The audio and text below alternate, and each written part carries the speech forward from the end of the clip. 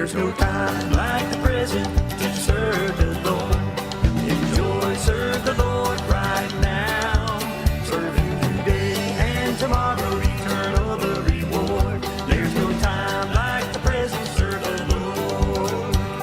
Marhay na hapon sa Indogabos mga tugang. Good afternoon everyone and welcome na naman po sa satuyang programang Marhay na Hapon with Father Butch Mombase, OP. Kunyan daw ning Sabado, pecha 30 kang bulan ning Nobyembre 2024, Ultimo Dia de Mes, the last day of the month of November. Sa aga na po ay Disyembre na, ano?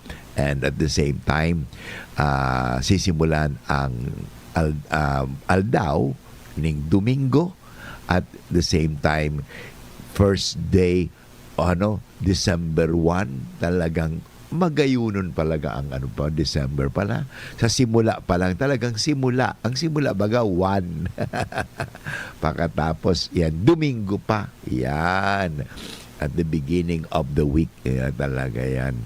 Mga tugang. Anyway, mga tugang, magayon na sa tuyang ihanda ang satuyang mga sadiri. Baga, importante yan paghanda ka sa tuyang mga sadiri, lalong-lalo na sa maabot na mga panahon. Importante yung paghahanda. Kasi sa aga ay sa tuya ng iseselebrar ang first Sunday of Advent. Ang Advent, ibig sabihin, Adventus sa Latin, ang ibig sabihin kaan ay coming. Ang pag-abot, may maabot. May maabot. Sisay maabot. Nag-abot na nga ni. Pero sabi nga ni, dae pinansin, at walang gaanong nakakaalam. At nag-abot na nga ni, pero dae man, sabi nga ni, tinanggap o inako, Kasi ano kayang dahilan? What are we expecting ba? Alam mo yung mga expectations na yan, medyo mahirap, Kasi for example, ang pagkahiling kang o pagkakaintindi kang mga Hudyo, maabot si Kristo arog kaini. Pero kung babasahon ta sa propesya o babasahon ta sa prophecy o banal na kasulatan, ini sinasabi talaga. Kaya so iba masasabi ta na handa silang natanggap nila kasi because sabihin natin of the simple-minded. Kasi minsan when we try to complicate things, ang hirap na matanggap-tanggap Kaya nga, isa siguro magay na pag nilay-nilayan, what are our expectations? Alam mo, ang problema kasi sa tao baga, if ang taas ng ating expectations, pero yung level of expectation ang taas-taas, pero ang baba naman ang level of acceptance natin, ay so, yung mga, we simply become disappointed, frustrated. Kaya sabi ko nga, parang hindi tayo gaano ma-frustrate o disappoint. Yes, we have to expect something, but less than our expectation, but more acceptance what will happen. Yan naman sa buhay kasi. Kasi we expect and then hindi nangyari. Ano nangyari sa imo? Madi-disappoint ka. Kaya mas maganda na we have to be more welcoming, we have to be more accepting, accommodating. Sabi nga, gumagawa tayo na ng paraan para sa ganon, mas matatanggap natin. Yan. Anyway, pag-urulahan tayo mga tugang, kasi sabi ko baga sa mga tugang, tuwing Saturday ay sa tuyang pag-urulayan ang manunugod sa the following day, which is Sunday, preparation ta. Kaya pag Saturday, ang programa sa Marhay na Hapon is a preparation for Sunday's Gospel. Parang in a way, pag nagsimba kita sa aga, more or less, aram ta na.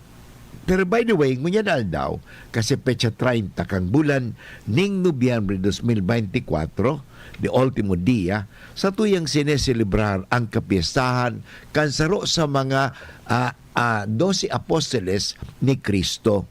Tugang po iniho ni Pedro. And sila po ang mga unang mga na sabi natin kairiba ni Kristo. Kasi si Kristo nagpili ning mga alagad at apat po sinday magtugang, si Pedro, si Andres, si Santiago at saka si Juan. Ito po sila ay mga fisherman, at doon sila sa Galilee, sa Galilee, mga taga Galilee po ini mga taong ini. Ngunyan aldaw si San Andres, apostol ni Kristo, sa tuyang ginigirumdum ang sa iyang pagkagadan. Yan, kasi ang selebrasyon, mga tugang, kang mga santo, hindi yung pagkamundag, kundi yung pagkagadan. Ang pangalan Andres, ang buot sa bihungkaan sa Grego, panlalaki. Kaya nga, panlalaki talagang masculine. At sabi nga, digdiyo, si Andres, mga tugang, ay nakakatandang tugang ni Pedro. Pero ito magayon nun sino nagpakilala? Sino nagpakilala kay Jesus? Yan ang maganda. Kaya nga, nang makilala ni Andres si Kristo, ipinakilala naman niya sa kanyang tugang. Yan.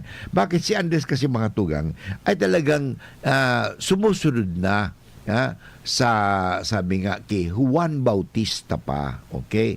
Alam mo si Andres, mga tugang, na kapatid ni Pedro, ay anak ni Junas. Kaya baga, son of John. Peter, Simon, son of John.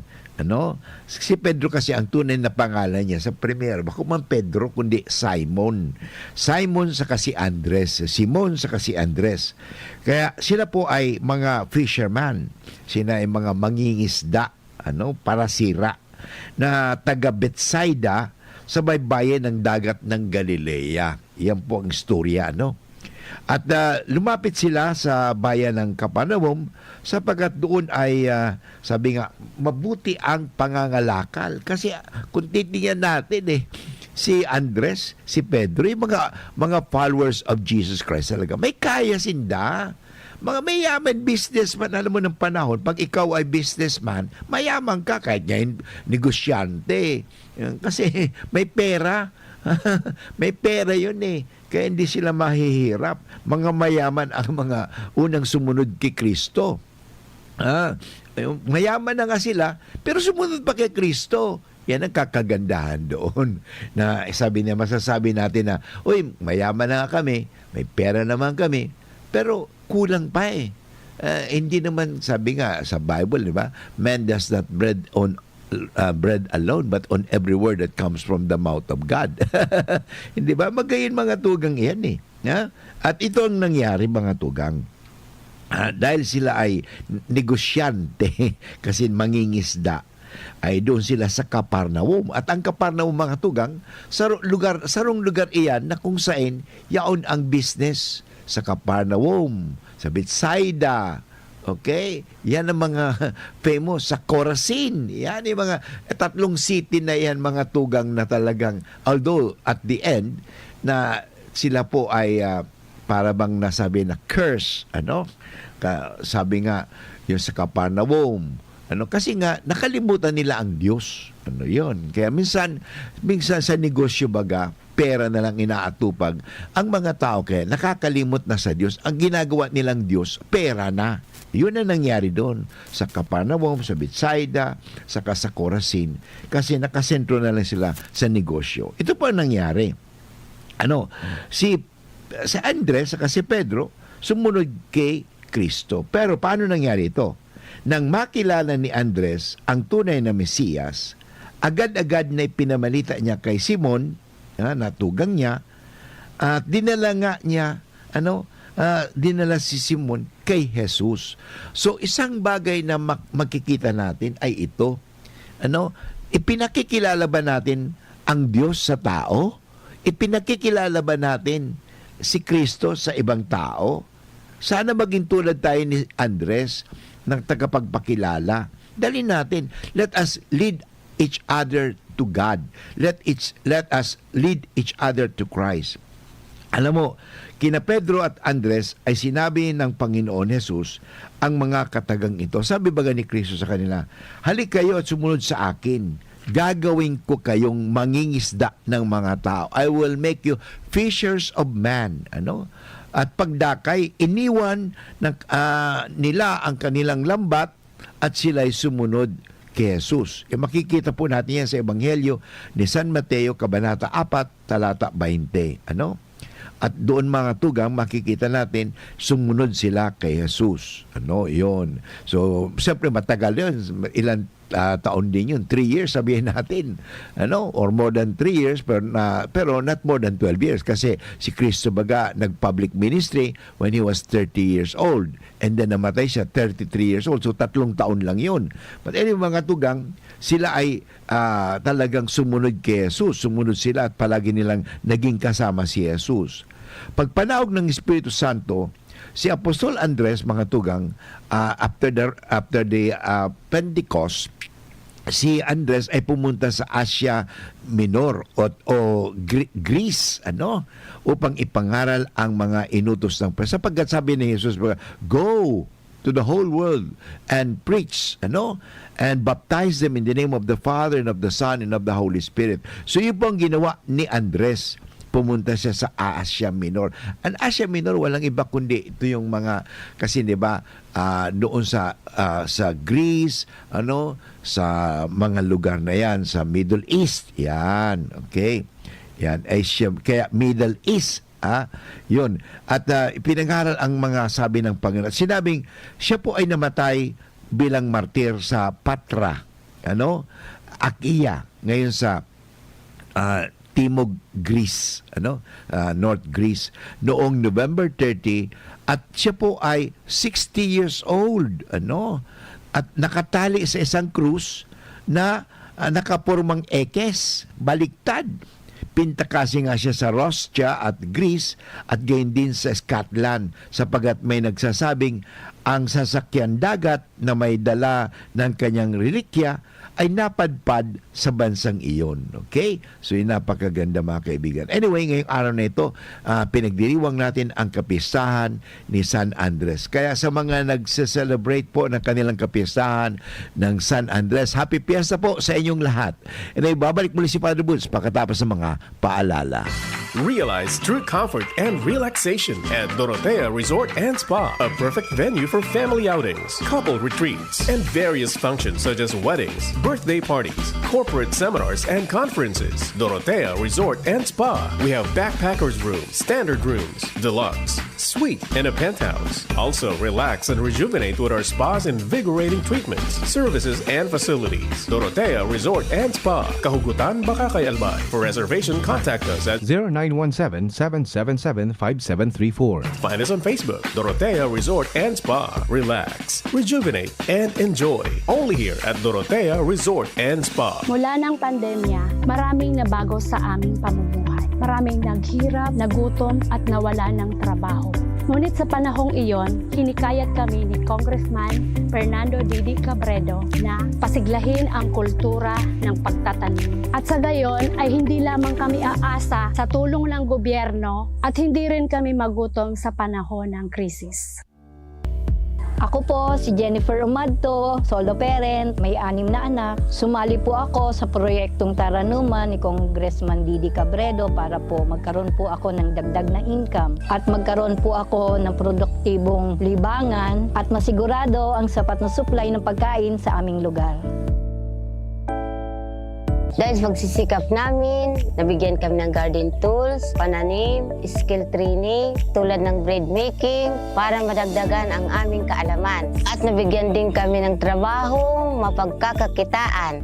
Bilang member ng Women Planters, kami po ay mapalad na natutulungan sa pagpapagamot sa ospital, pambili ng gamot, pati na rin po burial assistance kung may namatayan sa pamilya. Nakatanggap rin ang aming mga anak ng educational assistance dahil hangad ni Kong Didi Cabredo na mapagtapos ang aming mga anak sa college para magkaroon sila ng magandang trabaho at kinabukasan. Super proud po ako dahil nabibigyan ng importansya ang mga kababaihan sa agrikultura. Hindi sa tercer distrito, maugmaan mga tao sa imong pagserbisyo. Congressman Didi Cabredo, si ka man magduman, madaling ranihon maaasahan. Para para sirat at sir o driver ka man, estudyante simpleng tao tinatabangan. Kung Didi Cabredo, salamat po sa imong marhay na pagserbisyo. Kung Didi Cabredo, tunay na progresibo ang tercer distrito. Vice ganda! And my for Max Saver Sulit Busog Meals. Huwag nang gumastos ng sobra-sobra pa. 99 pesos na lang, sulit busog ka na. Ang mabusugera. Extra rice sa ireramba. Extra busog sa Crispy Chicken Filet Meal at Crispy Chicken Filet Ala King Meal na may extra rice na. 99 pesos lang in all stores. Max Saver Sulit Busog Meals, 99 pesos na lang. Ang mabusugera. Max Savers Sulit Busog Meals, 99 pesos na lang. All stores nationwide.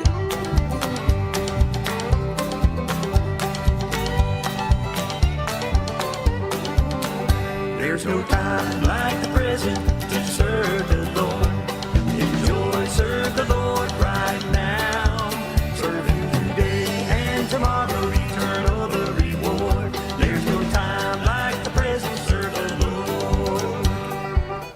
Okay mga tugang, padagos po kita giraray sa programang Maray na Hapon with Father Butch Bombase OP ngunya na aldaw ning Sabado, petsa 30 kang bulan ning Nobyembre 2024. Kung sain mga tugang ngunya na Sabado, sa tuya manggiraray na inihahanda ang sa tuyang mga sadiri para sa aga, para bukas, December 1, which will be the first Sunday of Advent. Okay? So, wala nang patumpik-tumpik pa sa tuyang basahon mga tugang. Sa unang pagbasa, ang ating marinig ay ang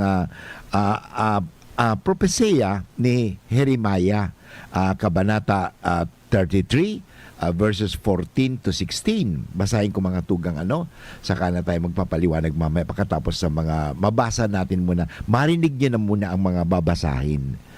Sinabi ng Panginoon, dumarating na ang araw na tutuparin ko ang aking pangako sa Israel at sa Huda. At sa panahong iyon, pasisibulin ko ang matuwid na sanga ni David. Paiiralin niya ang katarungan at ang katwiran sa buong lupain. Sa araw ring iyon, maliligtas ang mga taga-Huda at mapayapang mamumuhay ang mga taga-Jerusalem. At sila'y tatawagin ng pangalang ito, ang Panginoon ang ating katwiran. Mga kaibigan, yan po ang unang pagbasa na mula sa Ebanghelyo ni Jeremiah, chapter 33, verse 14 to 16. Bigyan ko lang ng kaunting explanation. Napakaganda po ito, Pangako ito ni Kristo, pangangaral ito sa atin, prophecy po ito, na mangyayari. At sabi nga, sila'y tatawagin, ang Panginoon ating katwiran. Okay, napakaganda po ito. Ng Diyos ay siya ang ating tagapagligtas, At sabi nga dito, maliligtas ang mga taga-Huda at mapayapang mamumuhay ang mga taga-Jerusalem. Wow! Saan ito mangyayari? Magangyari ito. Yan, mangyayari. Sa Salmong Tugunan naman, at sa ang itutugon ay, sa iyo ako'y tumawag, Poong Diyos na nagliligtas. Yun, pinapakita naman dito, nagliligtas. So makatuwid, sa first reading, makikita na natin yung salitang, yung pera sinasabi, nagliligtas ang Diyos. At dito naman, ang pagtumawag tayo sa Diyos, siya ay Diyos, Poong Diyos na nagliligtas, nagsasalbar. Yun, napakaganda po yung mga tugang, So, tingnan mo, related po yun. First reading and second reading. So, ano ba sinasabi talaga dito sa atin sa Advent na talagang may ipadadala ang Diyos sa atin na magliligtas. Yan. Kasi ang Diyos nga nagliligtas. Ang ikalawang pagbasa naman, sa ikalawang pagbasa mga tugang, ay mula sa Ebanghelyo ni sulat ni San Pablo sa mga taga-Salonika, Kabanata 3, talata 12 at Kabanata 4 hanggang 2. Okay. Ang sabi, mga kapatid, palaguin nawa at pag-alabin ng Panginoon ang inyong pag-ibig sa isa't isa at sa lahat ng tao, tulad ng pag-ibig namin sa inyo. Kung ito ang mangyayari, palalakasin niya ang inyong loob. Pag-ibig talaga nagpapalakas ng loob. Sa gayon, kayo'y mananatiling banal at walang kapintasan sa kaharapan ng Diyos at Ama hanggang sa muling pagdating ng ating Panginoong Hesus, kasama ang mga hinirang niya. Isa pang bagay ang ipinapayo namin sa inyo. Sa ngalan ng Panginoon Hesus, sana'y lalo pang pagbutihin ninyo ang pamumuhay ninyo ngayon. Mamuhay na ayon sa inyong natutunan sa amin upang kayo maging kalugod-lugod sa Diyos. Batid namin naman ninyo ang mga aral at ibinigay namin sa inyo buhat sa Panginoong Yesus. Diyan mga kaibigan, nagtatapos ang ikalawang pagbasa na nagsasaad sa atin, na tayo ay mamuhay ng ayon sa utos ng Diyos. Sabi nga dito, palakasin ninyo ang inyong loob. Paano ninyo palalakasin ang inyong loob? Magmahalan tayo, magunawaan tayo. Ito po yung mga paalala sa atin. Parang tayo ay, sabi nga dito, pagbutihin ninyo ang inyong pamumuhay. Yun importante. Pagbutihin natin ang ating pamumuhay. Kaya itong Advent na ito, paalala ito sa atin muli.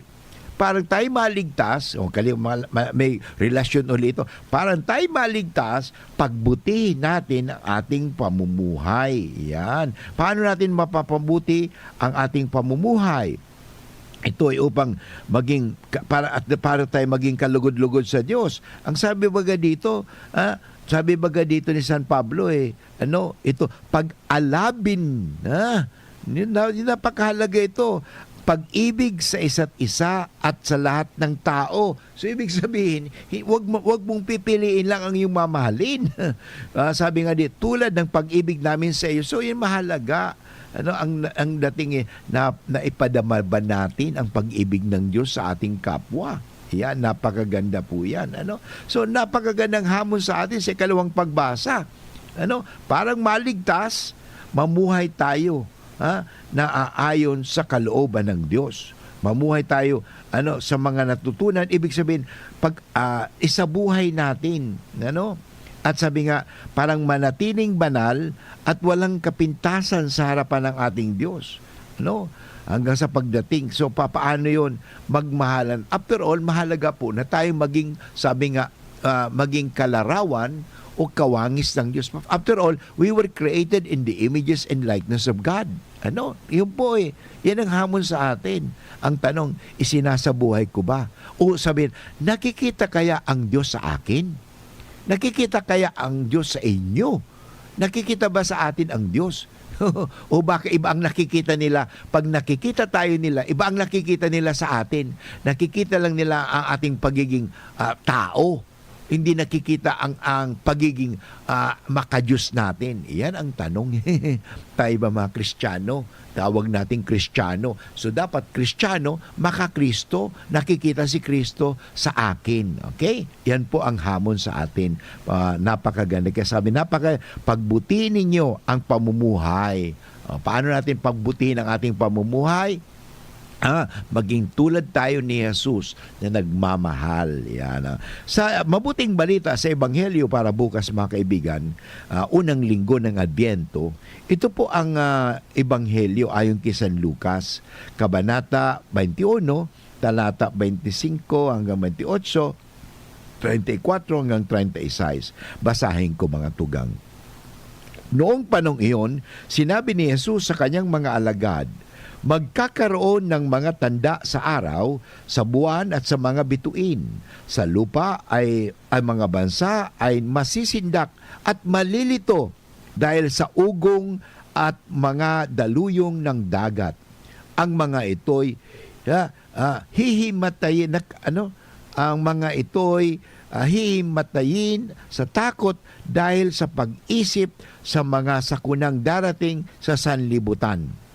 Sapagkat mayayanig at mawawala sa kanilang landas ang mga planeta at iba pang katulad nito na nasa kalawakan. Sa panahong iyon, ang anak ng tao'y makikita nilang dumarating na sa alapaap. May dakilang kapangyarihan at malaking karangalan. Kapag nagsimula ng mangyari ang mga bagay na ito, maggalak kayo sapagkat malapit na ang pagliligtas sa inyo. Mag-ingat kayo na huwag magumon sa katakawan at paglalasing at mabuhos ang inyong isip sa mga intindihin sa buhay na ito. Baka abutan kayo sa araw na iyon na hindi handa sapagkat darating iyon nang hindi maaasahan ng tao sa buong daigdig. Kaya't maging handa kayo sa lahat ng oras. Lagi ninyong idalangin na magkaroon kayo ng lakas upang makaligtas sa lahat ng mangyayaring ito at makaharap sa anak ng tao. Yan mga kaibigan, nagtatapos ang Ebanghelyo bukas. Ito na nabinasa natin para bukas. So napakagandaan, maliwanag ito. Unang-una, huwag po tayong matakot. Yan. Sa kabila ng lahat, na lahat naman talaga ay may hangganan. Huwag tayong matatakot. Darating talaga yan. At nga lang, ang sabi ng Panginoon, ito okay? Sinasabi na rin dito, yung second coming ng Panginoon. At ang second coming ng Panginoon, huwag dapat katakutan. Sapagkat ito na yung, parang may hinihintay kang magliligtas sa iyo doon sa isla na ang tagal-tagal mo na doon. May darating na ng tagapagligtas. Magiging ka bang masaya o matatakot? Yun ang dapat. Sabi nga, ito po ang maging ugali ng dapat Kristiyano. Hindi natatakot, hindi nangangamba, kundi nananampalataya. Yun, naniniwala. Kasi yung mga taong natatakot, hindi naniniwala yun Pero may paniniwala ka, ay hindi ako pababayaan ng Diyos. At may, sabi nga, dito ng kaligtasan ng Diyos. Kaya dito, pinag-iingat tayo na huwag masyado tayong, sabi nga, mawili.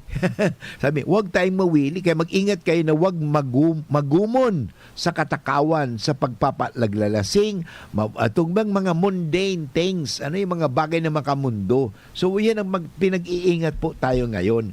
Mag-ingat po tayo sa mga makamundong bagay na nakakalimutan na natin ang mga makalangit at makadiyos na bagay. Magpapaalala lang po naman si Father Butch. Kasi kadalasan we are worldly. Kaya minsan makikita natin bato-bato sa langit tayong mga kakit mga pare kaya sinapaalala pa rin sa aming mga ng obispo, huwag tayong maging worldly, huwag tayong sabi sa Bicol, makakinabanon. Alam mo, importante po ito, mas mahalin natin ang mga bagay na espiritual kaysa sa mga mundane things nito. Ang mga material na bagay na yan, mawawala po yan. Pero ang spiritual na bagay, hindi po mawawala yan. Madadala po natin yan hanggang sa pagdating natin sa langit. Kaya importante mga tugang yan. Sabi nga, pagbutihin natin ang ating pamumuhay. Huwag tayong padadaya sa mga mundong ito. Napakahalaga po ito. Kasi we are made to believe. Para bang wala ng the end of the world. Mayroon po. Katapusan ng buhay, parang wala ng kamatayan. Lahat po tayo mamamatay.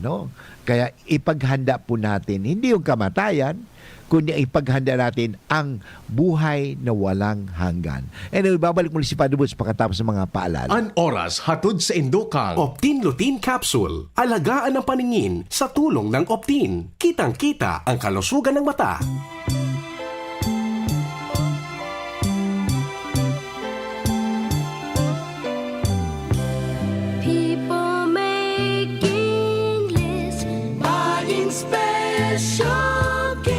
Wish ko, regalo mo sa Radyo DZGB.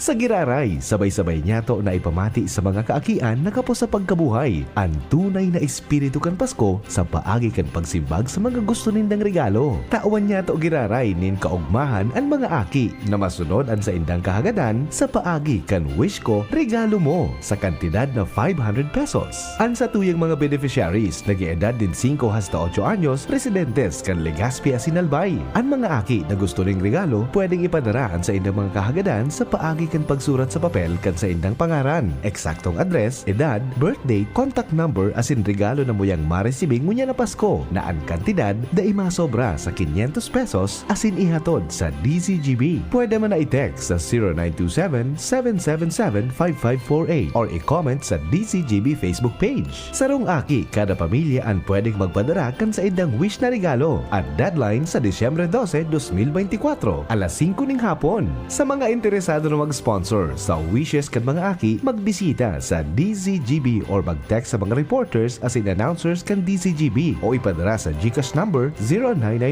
0995-984-5151. Kaya ngunya na Pasko, share your blessings sa mga aki na nangangaipo. Ang wish ko regalo mo, gigibuhon sa Disyembre 19, 2024, alauna ng hapon sa Ibalong Centrum for Recreation, Bitano, Legazpi City. Wish ko regalo mo. Merry Christmas sa Indugabos. Hali sa DZGB. Always number one. Always at your service.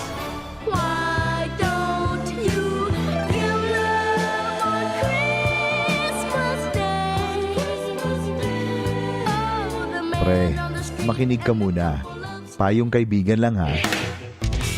Work hard, play hard. Yan ang motto ko dati. Pero nakakapagod din pala katagalan. Sa gitna ng lahat ng mga puyat, inom at pagkain ng masasarap, kasama na ang oily at fatty foods, kailangan pa ring bantayan ang kalusugan. Tamang kontrol ang kailangan. Katuwang ko, ang Liverade. May Silimarin na maaring makatulong, protektahan ang atay. Cheers to more good times. Be a liver lover.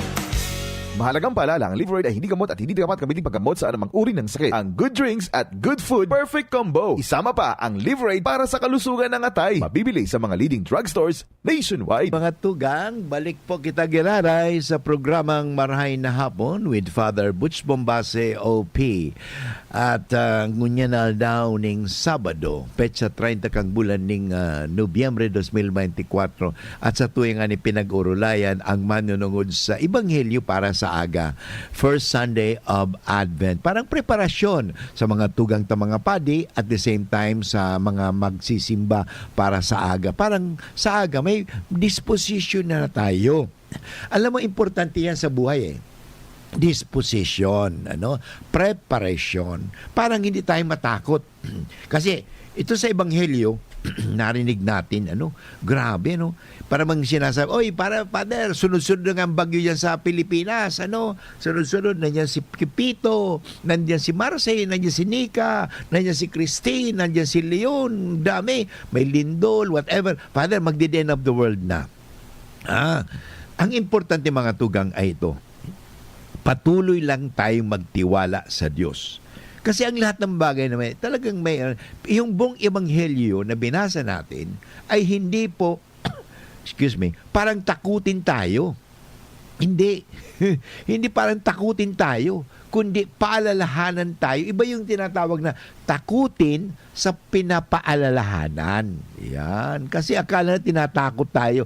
Ang Diyos po hindi nananakot. Ang simbahan hindi po nananakot. Magdi-the end of the world na, kaya magganyan ka na. Hindi po nananakot ang simbahan. Ang simbahan nagpapaalala lamang. Yan. Don't misinterpret. Kasi ang tingin kasi ang ibang sinasabi, nananakot ang simbahan. Never po. Kahit ako, sa pagpapahayag ko, hindi po ako nananakot. Nagpapaalala lamang. Iba po yung reminder na, number one, anong paalala sa atin dito? Yung mga pagbagsak ng planeta, whatever. Ang ibig sabihin ng papaalala that all material things have an end. Yan. Ang lahat ng bagay dito sa mundo ay may katapusan. Ang buhay ng tao ay may katapusan. Yan po ang paalala sa atin. Pero huwag tayo mag-alala na kahit sa kabila ng may katapusan, may isang bagay na hindi magwawakas, ang pag-ibig ng Diyos sa atin. At tayo ay mabubuhay dahil tayo may espiritu, may kalag. Yan, may kaluluwa. Yan po ang nakakalimutan ng karamihang tao. Sa akala kasi ng tao, material things tayo lamang. So we are not only body. Kasi ang body natin magkakasakit, mabubulok, mamamatay. But our soul is spiritual. And since it is spiritual, is immortal. Anong ibig sabihin? Walang kaganda, hindi magagadan. Yun. Walang kagadahan. Spiritual po nga yan. Kaya nga alagaan po natin ang mga spiritual na bagay. Spiritual values. Yan ang napakahalaga. Ay sa panahon ito, sinasabi doon sa Ebanghelyo kanina, narinig natin, di ba? Na wag tayo magpakalasing. Wag ibig sabihin yung mga bagay na mga makamundong bagay. Yun. Alam mo, importante din yan, ang mga bagay na makamundo. Kasi habang tayo nabubuhay dito sa mundo, kailangan natin may material tayo, we have body, we have to take care of our body, we have to take care also of our soul.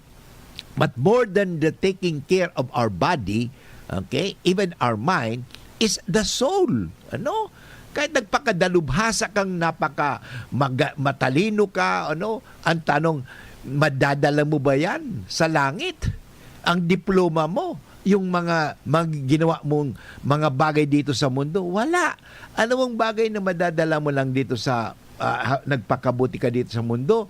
Yung pagmamahal. Yun naman talagang madadala. Kasi tatanungin tayo ng Diyos ikaw ba'y naging rektor? Naging ka bang presidente? Naging ka bang gobernador? Naging ka bang mayaman? Naging ka bang profesor? Naging ka bang ganito? Hindi. Ang itatanong sa iyo is not what have you done.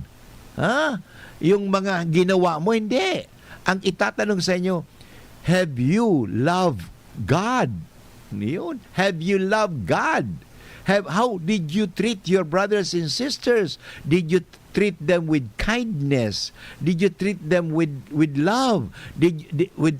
Nagpatawad ka ba? Yan ang itatanong sa atin ng Diyos tanda natin sa Matthew 25. When I was hungry, did you give me food?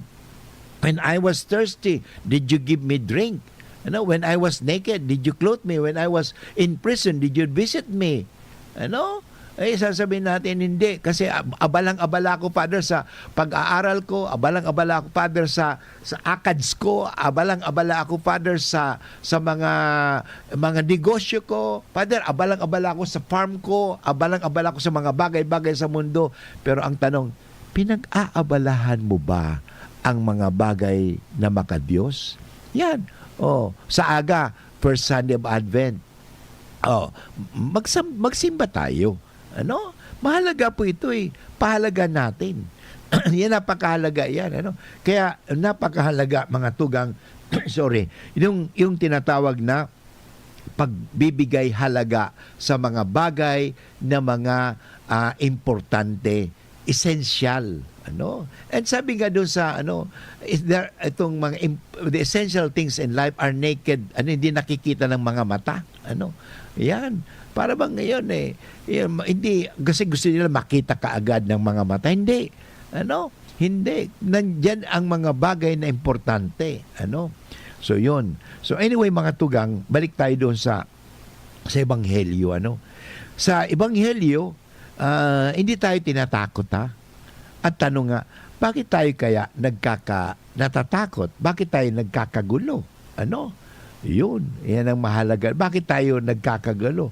Talaga ba kayang bahagi ng buhay ng tao ang hindi, sabi nga, magkaunawaan? At ito'y nagiging sanhi ng kaguluhan. Isa pang bagay ito hindi natin nauunawaan, kaya siguro nagkakagulo tayo. Yun. Yung sa reading kanina, hindi natin naintindihan yun. Ano ba talaga yun? Yung nagbabagsakan na ang mga bituin, ang lahat. So, ang ibig lang sabihin, mga tugang noon, that things are coming to an end. Lahat po yan. But God will not come to an end. Okay? Yan. Kaya huwag tayong matakot. Huwag tayong magkagulo. Kaya sabi nga minsan ay nag-iisa tayo, nag-iisip ng mga bagay-bagay na mangyari sa atin, naguguluhan pa rin tayo. Kung tatanungin ko, ikaw, ano ba ang sa palagay mo ang dahilan kung bakit nagkakagulo tayo? Tingnan natin ngayon ang ilang bagay na maaring maging dahilan ng kaguluhan sa buhay natin. Una, ang hindi pagkaintindihan o pagkaunawaan. Yan ang isang dahilan kung bakit nagkakagulo. O sa pamilya na lang, hindi ba? Nagkakaintindihan ba tayo? Madalas hindi, because we expect something. Pero kung halimbawa, nagkakaintindihan tayo, nagkakaunawaan tayo, inuunawa natin ang isa't isa, ay sasabihin ko, hindi tayo magiging magulo sa buhay. Ano? Kaya mahalaga po yan, mga tugang. Parang sa ganon, magkaintindihan tayo. Hindi magkaintindihan dahil sa maaring magkaiba sa salita, magkaiba sa kahulugan, o bigkas sa mga salita. Kaya isang mga bagay talaga intindihin natin. Ang mga kahulugan kasi ng salita ay depende rin sa nagbibigkas. Ang mga salitang kapag iba ang bigkas, iba na rin ang kahulugan nito. Lalo sa Chinese, hindi ba? Sa Chinese naalala ko yung salitang ma. Pag tinawag mong ma, mother yun. Pag sinabi, ma, iba na naman yun. Pag ma, yung ma, ibig sabihin horse yun. Pag ma, nasaktan ako. Kasi, pero salita yun. But iba ang pagkakabigkas. Kaya mag-ingat po tayo. Kasi kahit na napakaganda po ang gusto mong ipalabas, pero yung paraan, yun, kaya mag-ingat tayo. Kung kaya't walang pagtagpo sa kaisipan, magkakagulo tayo. Kaya maraming tao ang nag-aaway dahil sa iba pang pakahulugan sa mga salita. Isang Pilipina, mga kaibigan, ay nagpunta sa Amerika at may nakaaway agad doon pagdating niya. May tumulong kasi sa kanya para makapagtrabaho doon. Ang pangalan ay Peggy. Peggy, hindi ba? Peggy. Pero dahil medyo matigas ang kanyang dila, binanggit niya ito ang sinabi, Piggy. Ibig sabihin, anong Piggy? Ibig sabihin, baboy. Iba pa ang kahulugan niya, nagalit ang Amerikana. Okay? Kasi Peggy, okay lang, Peggy, yung E, hindi I. Okay? Nung ako'y, sabi ka, bagong pari pa lamang, siyempre, nadisin tayo sa isang lugar. Isang araw may lumapit sa akin, isang matanda, at siya raw ay may problema sa baptismal certificate ng kanyang anak. Iba raw ang pangalan ng kanyang anak sa certificate. Ano po ang pangalan ng inyong anak? Jupiter po. Tingnan po ang baptismal certificate at tingnan ano nakalagay. Ang Jupiter spelling kasi Jupiter. Jupiter. Father, mali po spelling. Ang tama po, ang spelling is Peter. Hindi Peter. Jupiter. Yun. Nagalit tuloy si Ale. But anyway, ganun po yun. Kaya mahalaga po ang magkaintindihan tayo. Napansin po natin agad ang bagay na nakakapagpagulo pag hindi tayo nag-uunawaan at nag-iintindihan. Kaya nga, sa Ebanghelyo, intindihin natin. Intindihin natin. Ano bang ibig sabihin talaga nung mga magwawakas ng panahon? Hindi po yun sinasabi na yung the end of the world. Ibig sabihin, everything in this world has an end. Lahat, bakit? Material lang po ang mga bagay. Kaya huwag natin pahalagan masyado ang mga material na bagay. Go to spiritual values in life. Babalik muli si Father Boots para tayo sa mga paalala.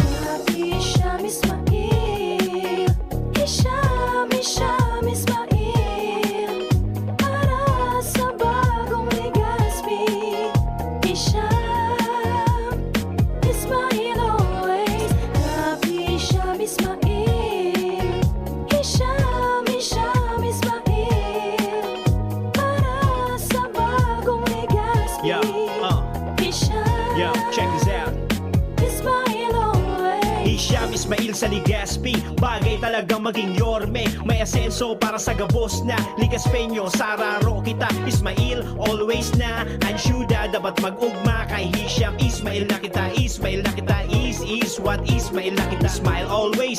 Bakunang angat, serbisyong dapat. Sa presyong abot kaya at matapat. Lahat ng yan, nasa Rabvax. Nakagat o nakalmot ka ba? Huwag mag-alala. Rabvax Animal Bite Center ang inyong kaagapay para sa pinagkakatiwalaan magaan, mura, ligtas at siguradong proteksyon laban sa rabies. Bukas po kami 8 a.m. to 5 p.m. mula Lunes hanggang Sabado, 8 a.m. to 12 noon naman every Sunday. And on holiday, pwedeng-pwede pati walk-in. Ang aming mga branches, Ravvax Legazpi, R&R Suites Sagmin Legazpi City near Aleco, Ravvax Ligao in Barangay Tuburan, Ligao City, Ravvax Tabaco beside Siga Hospital, Ravvax Iriga in front of Yusan Iriga, Ravvax Irusin Sorsogon malapit sa Irusin District Hospital. And now open, Ravvax Masbate in Barangay Espinosa, Masbate City. Like us on Facebook. Maging bakunado at protektado. Piliin ang alagang Ravvax. Balik po kiraray kita sa programang Maray na Hapon with Father Butch Bombase OP na ngunyan sa tuyang tinatalakay ang mabuting balita para bukas para maintindihan natin, ano? So hindi po tayo tinatakot, ulitin ko yung mga binasa natin kanina at maririnig natin bukas sa mga reading, hindi po ito pananakot. Ito may paalala pala sa atin na tayo ay sabi nga rejoice because salvation is near at hand. Yan, ang kaligtasan ay nandyan na. Pero ang kailangan mahalaga po dito na talagang pairalin natin ang pagtubod sa Diyos, paniniwala sa Diyos. Kaya nga, sabi ko, wag ang gawin natin mangamba, kundi pananampalataya. Hindi pangangamba ang kailangan, kundi pananampalataya. Magtiwala tayo sa Diyos. Okay? So, yun. So, kanina pinag-usapan natin bakit nagkakaroon ng kaguluhan dahil sa hindi tayo nagkakaunawaan. Ang pangalawang dahilan kung bakit tayo nagkakagulo ay nakita rin natin na hindi mapaliwanag na mabuti. Sabi nga, maipaabot ng maayos ang gusto nating sabihin. May gusto tayong sabihin pero we cannot really express it well. Yun ang problema minsan. Tayo mga Pinoy, minsan sa pagpapaliwanag natin ay lalo pang lumalabo. Tulad ng hindi ganyan yan Ano yan yung ano ba yung yan kapag nagkawan yung ganyan ano ba yun? Talaga yan. Di ba hindi malaman? Ano ba sinasabi talaga? Malabo. Kaya lalong gumugulo. At marahil hindi rin ito sigurong paliwanag na mabuti dahil hindi, sabi nga, tahakang naiintindihan. Minsan nagkwento sa akin ang kapatid na isang pinsan ko. Sumali raw siya sa Senior Citizens Club ng kanilang barangay. Siya raw ang pinakabata sa grupo. 65 na siya noon. Unang dalo niya sa pulong ay pinag-usapan ang kanyang uniform na ginagamit para sa nananapit na piyesta ng bayan. At kanilang napagkasunduan ang chaleco ang ipagawa. Lagyan ng logo sa likod. At sabi ng Ingat Yaman, sang-ayon naman ang lahat. Dugtong agad ng presidente. Oo, ang malakas ng sagot ng lahat. At pagkatapos ay halos isa't isa sabay-sabay na nagdagdag ng mga mungkahi ang mga matatanda. Lagyan natin ito ng pangalan ng ating barangay para malaman kung saan tayo. Ilagay rin natin ang barangay. Yan. Alisin ang barangay. Alam natin sila nila ang barangay ng Oyan. Yun. At di alisin rin ang barangay. Alam naman lahat. Hindi talaga total, inalis na ninyo ang iba. Huwag niyo ilagay ang pangalan ng barangay. At alam na naman nila ang barangay natin. Yun, talaga nagkagulo tuloy. Ito ang pinakamagandang logo, sabi ng isa. Biglang tumayo ang isa na pinakamatanda at pagalit na sinabi, tatanda natin, ang tatanda natin, bakit kailangan po natin logo? Lobo. Hindi logo. Ang sabi ng matanda, bakit kailangan natin ang lobo? Sa halip na logo, lobo ang sinabi. Nako naman, lolo. Tagal na pinag-usapan. Lobo naman pala ang inyong ibig sabihin, narinig, hindi logo. Tingnan mo. Sabi ng pinag-usapan na ba't sa logo? Ito pa ang pagkakarinig pa ng isang matanda, lobo. Bakit kailangan natin ng lobo? Yun. Anyway, talaga mahirap. Tingnan mo, hindi magkakaintindihan. Kaya nga, magulo. Okay, pangatlo, dahilan kung may nananalig na takot sa damdamin at kaisipan.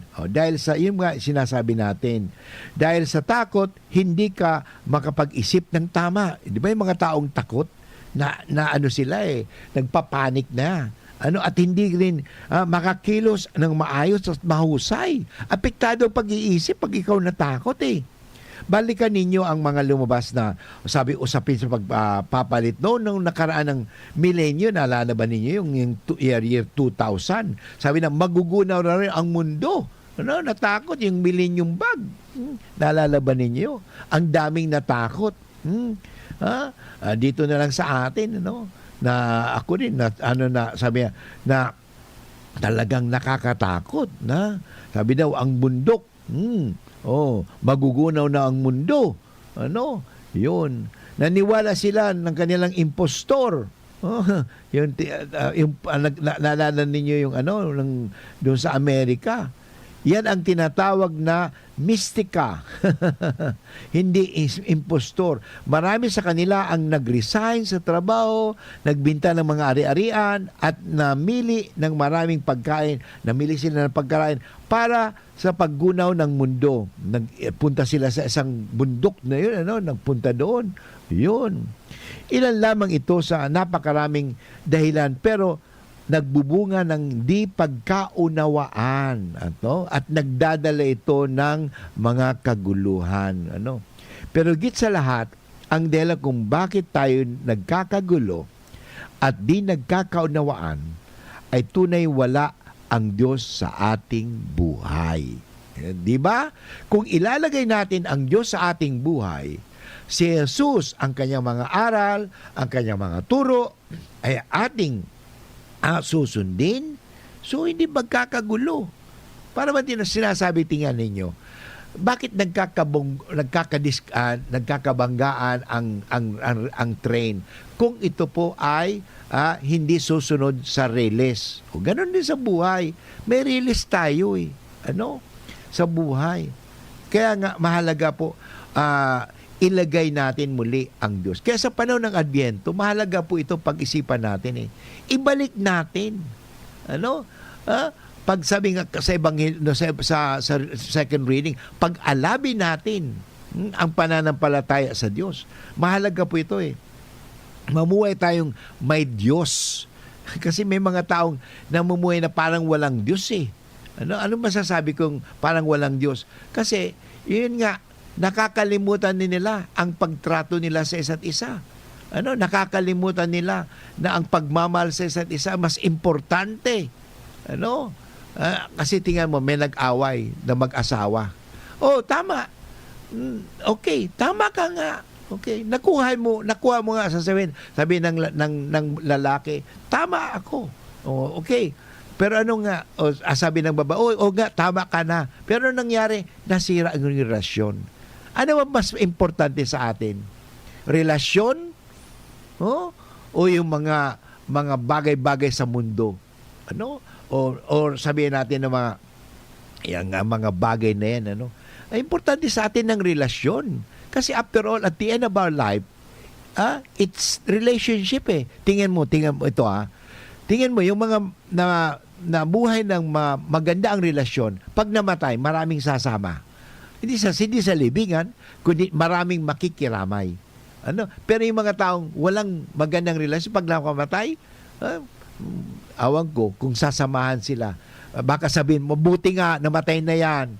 Tingnan mo, ito pa masasabihin pa ng mga ibang mga tao, mabuti nga kasi yung taong yan talaga nang nabubuhay, pahirap din sa buhay natin, kaya mabuti namatay na.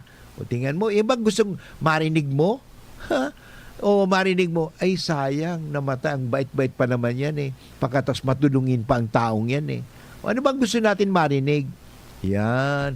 Kaya alam mo, ngayon na ating pinagdiriwang ang First Sunday of Advent, ito'y mahalaga ihanda po natin ang ating mga sarili. After all, Advent means coming, and when there's someone to come, we have to prepare. So, isang bagay nito, mga tugang, sabi nga, let us put God back in our life. Paano natin maibabalik ang Diyos sa ating buhay? Ibalik natin ang pagmamahalan. Ibalik natin ang simpleng pamumuhay na tayo namumuhay na nagkakaunawaan, naiiwasan natin ang mga away-away, maiwasan natin ang mga panghusga, iwasan natin ang mga bagay na yan. Napakahalaga. Dahil tanging Diyos lamang ang siyang magbibigay ng kapanatagan, ay merong kaligayahan, mga tugang napakahalaga. Kung malayo ka sa tunay na pagbibigay ng kapayapaan at kapanatagan sa buhay, ang Diyos ay huwag magtaka kung bakit magulo ang inyong buhay. At kung nais mong kapanatagan, ilagay mo lamang ang sarili mo sa tabi ng Diyos at ikaw ay makakasiguro ng kapayapaan. Tingnan mo ngayon, kapatid, at suriin natin ang ating mga sarili. Bago tayo magwakas, mayroon po akong assignment sa inyong lahat. Tanungin natin ang ating mga sarili. Maayos ba o magulo ang iyong buhay? Anyway, inabot tayong oras ng pamamaaram. Sana po ako'y nakapagbigay sa inyo ng inspirasyon. Tandaan po natin, huwag tayong pasisindak at palilito. Ang importante, tayo po ay maging mga sunod ni Kristo sa pamagitan ng paggawa ng kabutihan. Maraming salamat po sa ating technical man at sa ating production. Ito muli si Father Butch Bombase, OP, na nagsasabing, we are all a blessing to one another. Bye-bye. See you on Monday. Bye-bye. Ubo ng anak? Nakababahala? Baka plema.